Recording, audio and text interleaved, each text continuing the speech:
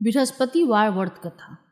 प्राचीन समय की बात है। भारत में एक राजा राज्य करता था। वह बड़ा प्रतापी तथा दानी था। वह नित्य प्रति मंदिर में भगवत दर्शन करने जाता था। वह ब्राह्मण और गुरु की सेवा किया करता था। उसके द्वार से कोई भी याचक निराश होकर नहीं लौटता था। वो प्रत्येक गुरुवार को व्रत रखता एवं पूजन करता, हर दिन गरीबों की सहायता करता। परंतु ये सब बातें उसकी रानी को अच्छी नहीं लगती थी। वह न व्रत करती और न किसी को एक पैसा दान में देती थी। राजा को भी ऐसा करने से मना किया करती थी। एक समय की बात है कि राजा शिकार खेलने वन को चले गए। घर पर रानी और दासी थी। उस समय गुरु बृहस्पति साधु का रूप धारण कर राजा के दरवाजे पर भिक्षा मांगने आए। साधु ने रानी से भिक्षा मांगी तो वह कहने लगी, हे साधु महाराज, मैं इस दान और पुण्य से तंग आ गई हूँ। इस कार्य के लिए मेरे तो पति देव ही बहुत है। अब आप ऐसी कृपा करें कि सारा धन नष्ट हो जाए तथा मैं आराम से रह सकूं। साधु रूपी बृहस्पति देव ने कहा, हे देवी, तुम बड़ी विचित्र हो। संतान और धन से कोई दुखी नहीं होता, इसको सभी चाहते हैं। पापी भी पुत्र और धन की इच्छा करता है।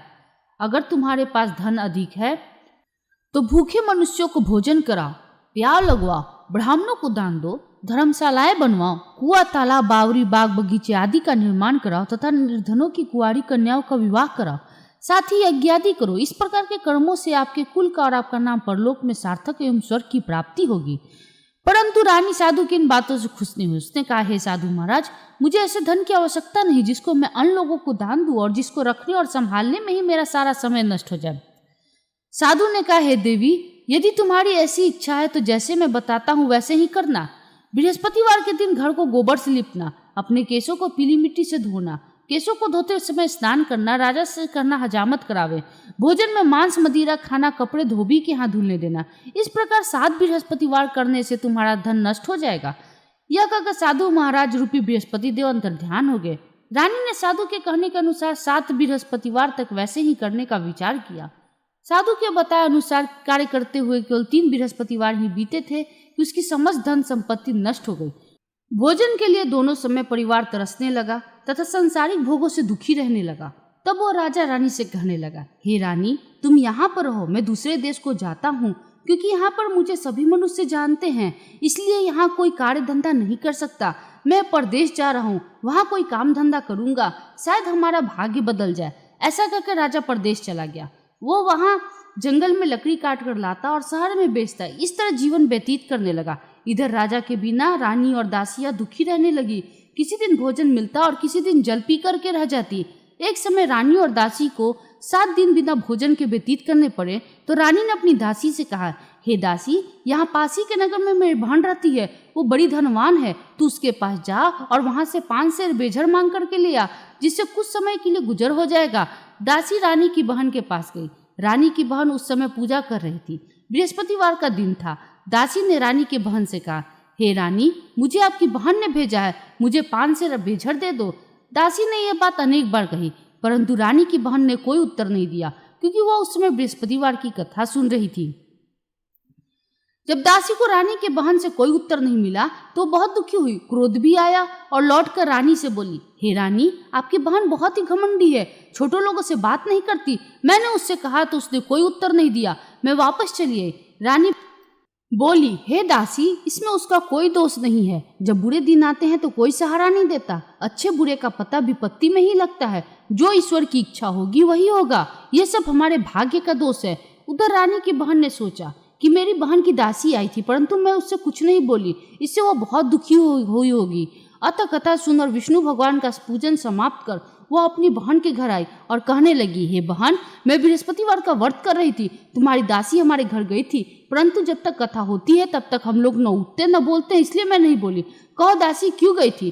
रानी बोली, बहन, हमारे घर अनाज नहीं था। वैसे तुमसे कोई बात छुपी नहीं है, इस कारण मैंने दासी को तुम्हारे पास 5 सेर बेझर लेने के लिए भेजा था। रानी की बहन बोली, बहन देखो, बृहस्पति भगवान सबकी मनोकामना पूर्ण करते हैं।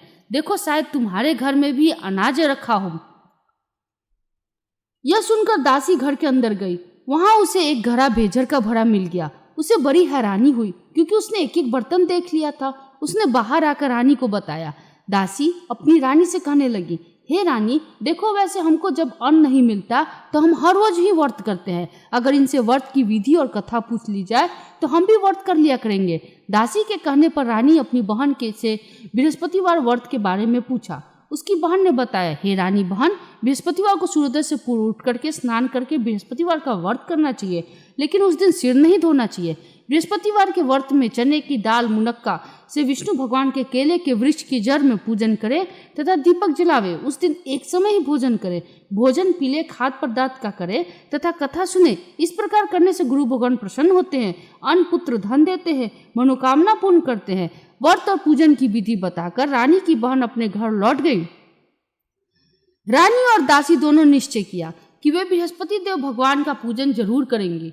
7 दिन बाद जब बृहस्पतिवार आया तो उन्होंने व्रत रखा। घुड़साल से जाकर चना और गुड़ बिन लाई तथा उसकी दाल से केले के जड़ में विष्णु भगवान का पूजन किया। अब भोजन पीला कहाँ से आए? दोनों बड़ी दुखी हुई, परंतु उन्होंने व्रत किया था, इस कारण बृहस्पति देव भगवान प्रसन्न थे। एक साधारण व्यक्ति के रूप में 2 थालों में सुंदर पीला भोजन लेकर आए और दासी को देकर बोले, हे दासी, यह भोजन तुम्हारे और रानी के लिए है, तुम दोनों करना। दासी भोजन पाकर बड़ी प्रसन्न हुई और रानी से बोली, रानी जी भोजन कर लो। रानी को भोजन के बारे में कुछ पता नहीं था, इसलिए वो दासी से बोली, जा तू ही भोजन कर, क्योंकि तू हमारी व्यर्थ में हंसी उड़ाती है। दासी बोली, एक व्यक्ति भोजन दे गया है। रानी कहने लगी, वो भोजन तेरे लिए ही दे गया है, तू ही भोजन कर। दासी ने कहा, वो व्यक्ति हम दोनों के लिए 2 थालों में भोजन दे गया है, इसलिए मैं और आप दोनों साथ साथ भोजन करेंगे। फिर दोनों ने गुरु भगवान को नमस्कार कर भोजन प्रारंभ किया। उसके बाद से वो प्रत्येक बृहस्पतिवार को गुरु भगवान का व्रत और पूजन करने लगी। बृहस्पति भगवान की कृपा से उनके पास धन हो गया, परंतु रानी फिर पहले की तरह आलस करने लगी। तब दासी बोली, देखो रानी, तुम पहले भी इस प्रकार आलस करती थी, तुम्हें धन के रखने में कष्ट होता था, इस कारण सभी धन नष्ट हो गया। अब गुरु भगवान की कृपा से धन मिला है तो फिर तुम्हें आलस्य होता है। बड़ी मुसीबतों के बाद हमने यह धन पाया है, इसलिए हमें दान पुण्य करना चाहिए।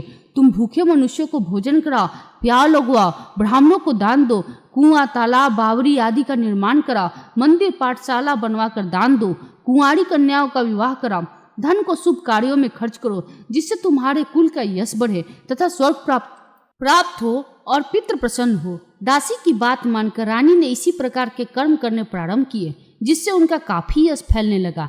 एक दिन रानी और दासी आपस में विचार करने लगी कि न जाने राजा किस दशा में होंगे, उनकी कोई खोज खबर नहीं है। गुरु भगवान से उन्होंने प्रार्थना की और भगवान ने रात्रि में राजा को स्वप्न में कहा, हे राजा, उठ, तेरी रानी तुझको याद करती है, अब अपने देश को लौट जा। राजा प्रातःकाल उठकर जंगल से लकड़ियां काट कर लाने के लिए जंगल की ओर चल पड़ा। जंगल से गुजरते हुए वो सोचने लगा, रानी की गलती से उसे कितने दुख भोगने पड़े। राजपाट छोड़ करके उसे जंगल में आकर रहना पड़ा।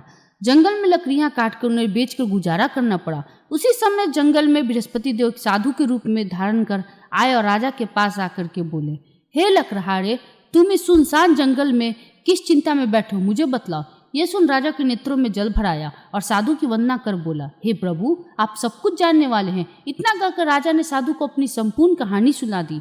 महात्मा दयालु होते हैं। वे राजा से बोले, हे राजा, तुम्हारी पत्नी ने बृहस्पति देव के प्रति अपराध किया था, जिसके कारण तुम्हारी यह दशा हुई। अब तुम किसी प्रकार की चिंता मत करो, भगवान तुम्हें पहले से अधिक धन देंगे। देखो, तुम्हारी पत्नी ने बृहस्पतिवार का व्रत करना प्रारंभ कर दिया है। अब तुम भी बृहस्पतिवार का व्रत करके चने की दाल गुड़ जड़ को लोटे में डाल कर केले का पूजन करो, फिर कथा कहो या सुनो, भगवान तुम्हारी सभी मनोकामनाओं को पूर्ण करेंगे। साधु को प्रसन्न देख करके राजा बोला, हे प्रभु, मुझे लकड़ी बेचकर इतना पैसा भी नहीं बचता जिससे भोजन करने के उपरांत कुछ बचा सकूं। मैंने रात्रि में अपनी रानी को व्याकुल देखा है। मेरे पास कोई साधन नहीं है जिससे समाचार जान सकूं। फिर मैं बृहस्पति देव की क्या कहानी कहूं, मुझको ये भी मालूम नहीं है। साधु ने कहा, हे राजा, तुम किसी बात की चिंता मत करो। बृहस्पतिवार के दिन तुम रोजाना की तरह लकड़ियां लेकर शहर में जाओ। तुम्हें रोज से दुगना धन प्राप्त होगा, जिसे तुम भली भांति भोजन कर लोगे तथा बृहस्पति देव की पूजा का सामान भी आ जाएगा। बृहस्पति देव की कथा।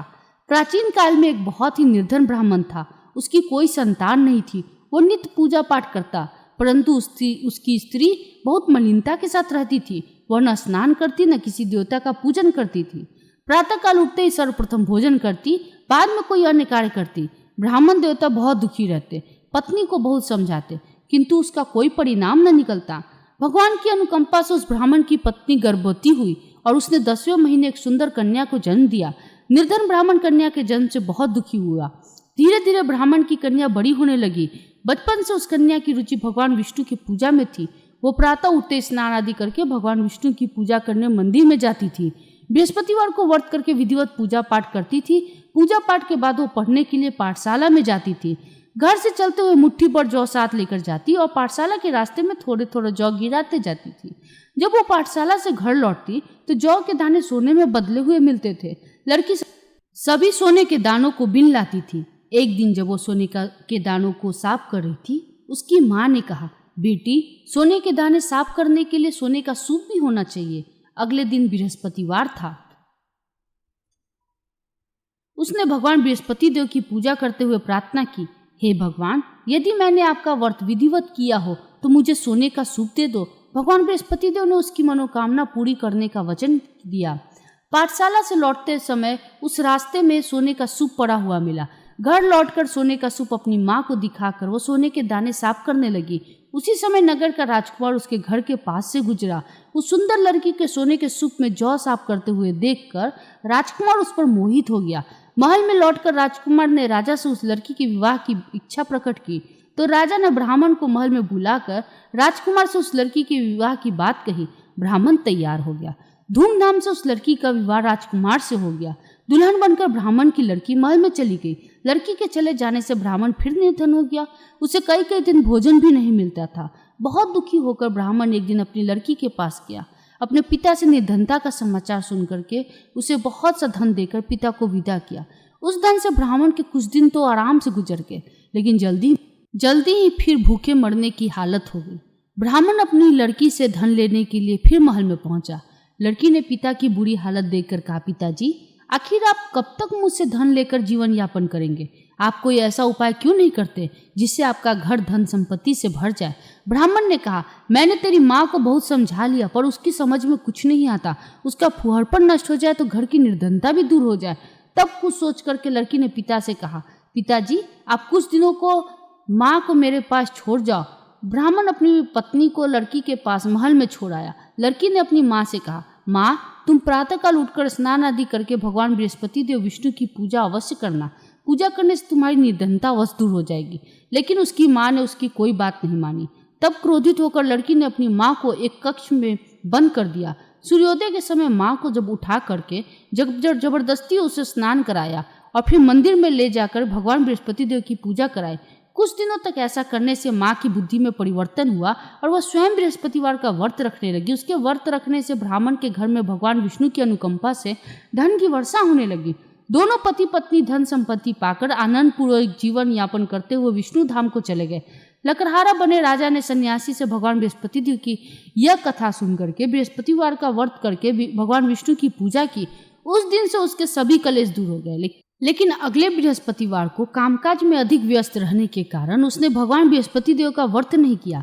भगवान बृहस्पति देव लकड़हारे से क्रोधित हो गए और उसे भूल की सजा दी। उस दिन नगर के राजा ने नगर में घोषणा करके सबको सूचित किया, प्रत्येक नागरिक मेरे महल में भोजन करने आए।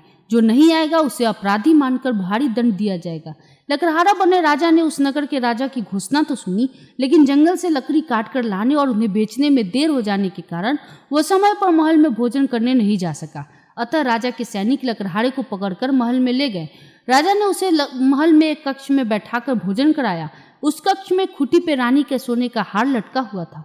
लकड़हारा अकेला उस कक्ष में भोजन कर रहा था। तभी उसने आश्चर्यजनक घटना घटते देखी। देखते देखते खूंटी हार को निगल गई। थोड़ी देर के बाद नगर के राजा ने हार को गायब देखा तो लकड़हारे को कारावास में डलवा दिया। लकड़हारा मन ही मन अपने भाग को कोसने लगा। तभी उसे जंगल में मिले सन्यासी को बृहस्पति देव की पूजा नहीं की, इसी कारण तुम्हें कष्ट हुआ है। लेकिन अब चिंता मत करो, बृहस्पतिवार के दिन कारागार के दरवाजे पर तुम्हें कुछ पैसे पड़े हुए मिलेंगे। उन पैसों से भगवान बृहस्पति देव का व्रत करके उनकी पूजा करोगे तो तुम्हारे सब दुख नष्ट हो जाएंगे। बृहस्पतिवार के दिन दरवाजे पर पड़े पैसे से चने और गुड़ मंगाकर लकड़हारे ने बृहस्पतिवार की कथा कही तो भगवान बृहस्पति देव ने प्रसन्न होकर के उस नगर के राजा को स्वप्न में लकड़हारे को कारागार से मुक्त करने को कहा। सुबह राजा ने अपनी कक्ष में आकर देखा तो खूंटी पे रानी का हार मिल गया। राजा ने लकड़हारे को मुक्त कर दिया और उसे धन और आभूषण देकर विदा किया। लकड़हारा बना राजा उस नगर से चलकर अपने नगर में पहुंचा तो उस नगर में कुएं, धर्मशालाएं, बाग बगीचे देखकर बहुत प्रसन्न हुआ। राजा ने किसी से पूछा, ये कुएं, धर्मशालाएं किसने बनवाई है? सबने उसे बताया कि ये सब रानी और उसकी दासी ने बनवाए हैं। राजा महल में पहुंचा तो रानी ने उसका भव्य स्वागत किया।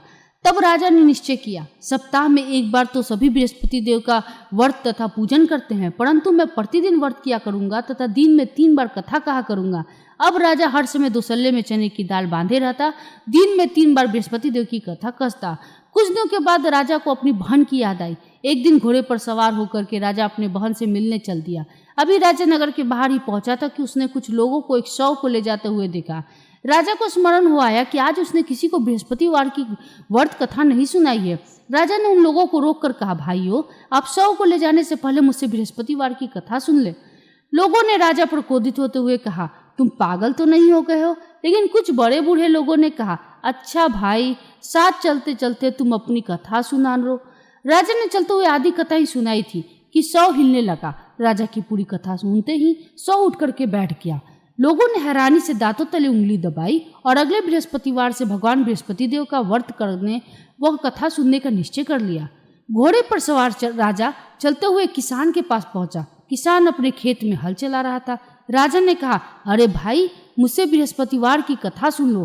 किसान झुंझुलाकर बोला, अरे भाई, देख नहीं रहा, जितनी देर में तुम्हारी कथा सुनूंगा उतने देर में तो पूरे खेत में हल चला लूंगा।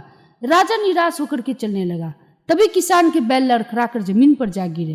किसान के पेट में भी जोड़ों का दर्द होने लगा। उस किसान की पत्नी जब खाना लेकर आई तो उसने किसान से इस बारे में पूछा। किसान ने घुड़सवार की पूरी कहानी सुनाई। किसान की पत्नी दौड़ती हुई राजा के पास पहुंचकर हाथ जोड़कर बोली, भैया, मैं तुम्हारी कथा सुनने के लिए तैयार हूँ। राजा ने उसके साथ खेत पर पहुंचकर बृहस्पतिवार की कथा सुनाई। तभी बैल उठकर खड़े हो गए और किसान के पेट का दर्द भी तुरंत ठीक हो गया। राजा अपनी बहन के घर पहुंचा तो उसकी बहुत आवभगत हुई। अगले दिन सुबह उठ करके राजा ने देखा घर के सभी लोग भोजन कर रहे हैं। किसी भूखे को बृहस्पतिवार की कथा सुनाए बिना राजा भोजन नहीं करता था।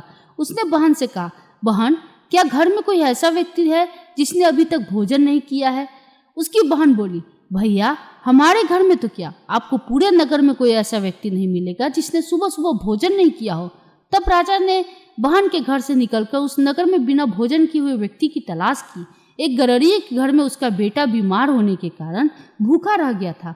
राजा ने उसको जाकर बृहस्पतिवार की कथा सुनाई। कथा सुनते सुनते गरड़िए का बीमार बेटा बिल्कुल ठीक हो गया। सबने राजा की बहुत प्रशंसा की। एक दिन राजा ने अपनी बहन से कहा, बहन, अब हम अपने घर जाना चाहते हैं, तुम भी हमारे साथ चलो, कुछ दिन रह करके लौट आना। राजा की बहन ने अपनी सास से पूछा तो सास ने ताने देते हुए कहा, बहू, मायके जाना है तो अकेली जाना, मेरे पोतों को नहीं ले जाना। तुम्हारे भाई को कोई संतान नहीं है, कहीं तुम्हारी भाभी मेरे पोतों को जादू टोना न कर दे। दूसरे कक्ष में बहन की सास की बात सुनकर राजा दुखी मन से अकेला ही अपने नगर को लौट गया। रानी ने राजा से कहा, आप तो अपनी बहन को साथ लेने की बात कहकर गए थे, फिर बहन को साथ क्यों नहीं लाए? राजा ने दुखी होते हुए कहा, रानी, हम निसंतान हैं, इसलिए हमारे घर कोई आना पसंद नहीं करता। रानी ने राजा को समझाया, हे प्राणनाथ, हमें बृहस्पति देव ने सब कुछ दिया है, अब भगवान बृहस्पति देव हमें संतान भी अवश्य देंगे। बृहस्पतिवार को विधिवत व्रत करते हुए राजा रानी ने भगवान बृहस्पति देव से संतान के लिए प्रार्थना की। कुछ दिनों के बाद उन्होंने स्वप्न में दर्शन देते हुए कहा, हे राजन, तेरी मनोकामना पूरी होगी। एक सप्ताह बाद ही रानी गर्भवती हो गई। 10वें महीने रानी ने एक सुंदर पुत्र को जन्म दिया। राजा रानी जीवन पर्यंत बृहस्पतिवार का व्रत करते रहे। उनके घर में धन की वर्षा होते रही। आनंद पूर्वक जीवन यापन करते हुए राजा रानी भगवान बृहस्पति देव की अनुकंपा से मोक्ष को प्राप्त करके सीधे बैकुंठ धाम पहुंच गए। बृहस्पतिवार को विधिवत व्रत करते हुए जो स्त्री पुरुष भगवान विष्णु की पूजा करते हैं, भगवान उनकी सभी मनोकामनाएं पूरी करते हैं। सब बोलो विष्णु भगवान की जय, लक्ष्मी माता की जय, सभी देवी देवता की जय, हर हर महादेव की जय।